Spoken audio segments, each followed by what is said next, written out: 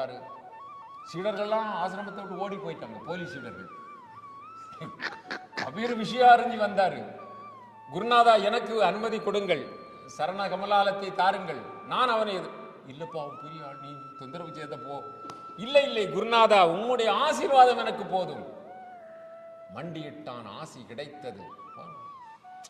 வந்தாரு. நீர் யாரு? ராமானந்தா, அவருடைய சீடர். ஓ, நீயா வந்தா பூ அப்படிங்கிறான் கர்வத்துல. உடனே என்ன என்ன வித்தை?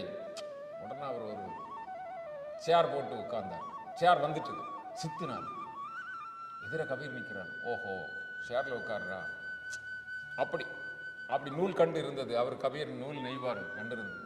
தூக்கி வீசினார் மேல. அது ஒரு 25 அடி உயரத்துல போய் அங்க ஒரு சேர், அதுக்கு மேல உட்கார்ந்துக்கிட்டார். இந்த சித்தரும் கேட்கல. ஓ ஓ, இதை விட பெரிய